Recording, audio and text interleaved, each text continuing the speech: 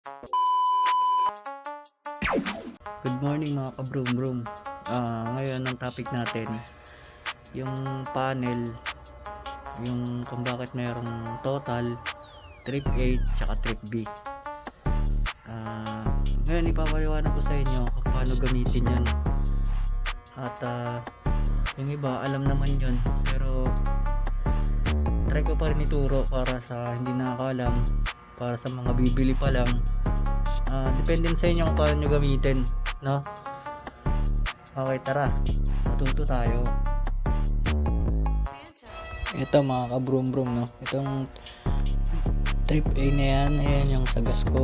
Tapos trip B, yan naman yung sa oil, 6K na. Tapos yung total ko is 45. So 2 taon na yan, 45. Nag-MC taxi ako. So ito papaliwanag ko sa inyo, no? Itong trip A ay ang full tank ko is 190.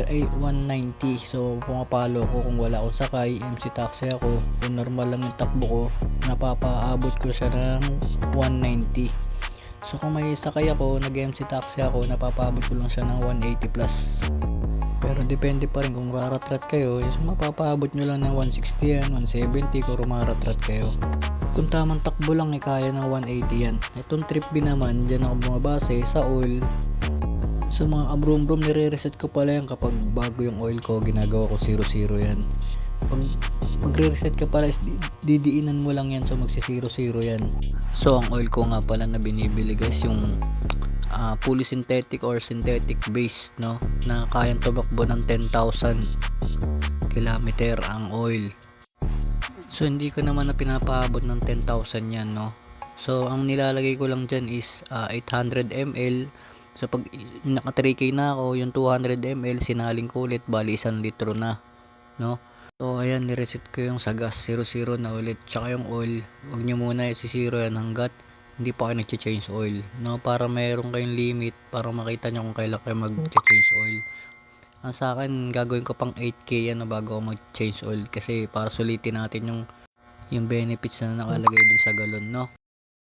Yung pag-change oil mga ka-broom-broom sa akin, depende kasi sa mga rider yan.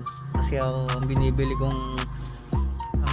kong oil is yung mga 380, mga synthetic base, fully synthetic base. Ayun talaga yung mga pangbiyahe, pwede pang malayuan, pwede mo kaya nang nakalagay dun sa bote kung kailan kung kailan ka yung reach nya na kilometer. So ang binibili ko is 10,000 na kaya niya i-reach, kaya niya. So hindi ko naman pinapaabot yun sa 10,000, no. Nag-change oil ako based dun sa makina ko kapag umiinit na, konting konting under ko lang, mga 5 minutes sobrang init na, yun na yung sintomas na mag-change oil ka na. So yung binibili ko hanggang ngayon 6K pa rin, okay pa rin yung makina, no, hindi siya umiinit. So depende pa rin kung mapera kayo, 3K pa lang i-change oil nyo na, 4K change oil nyo na. Yung mga iba kasi 2K pa lang change oil na, kasi malayo daw yung yung tinakbo, galing probinsya. So kanya-kanya tayo, di ba? So kaya kasi sila nag-change oil ng ganun. Hindi kasi parang katulad sa akin na binibili nila na yung may option doon na ganitong kilometer ang itatakbo, no? Siguro yung oil nila yung hindi pang bakbakan, hindi pang trabaho, kaya nag-change oil sila, no. Ako kasi MC taxi araw-araw, so yun talagang kailangan ko na oil, yung talagang pandigmaan, yung pantrabaho, no.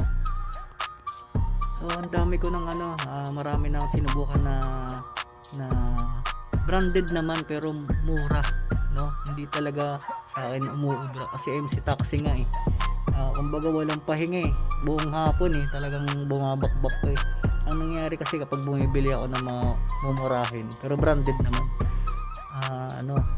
mabilis uminit yung makina talaga, parang hindi siya kaya naman pero bilis uminit napapansin nyo. Pag medyo kalahating araw na ako nagbibiyahe, yung aura ng makina mo umabot sa legs mo, no. Itong gamit ko ngayon hindi ganun kasi nga talagang pambakbakan talaga, no? Depende na sa inyo yan ang gamit ko. Depende na sa mga brand nyo, no? Basta ang brand na ang bibilin nyo, fully synthetic or synthetic base yung mga pandigmaan talaga yan. Subukan nyo. Medyo may kamahalan nga lang pero masusulit nyo naman. Ako 6k nakita nyo doon, di ba? Kaya ko pa 5k yan pero 7k magche-change oil na ako. So ang gamit kong brand pala is dati Shell. Ngayon yung sea oil. No? So mga paps, salamat. Ingat kayo palagi. Lagi niyong tatandaan na wala sa license sa pagiging pro.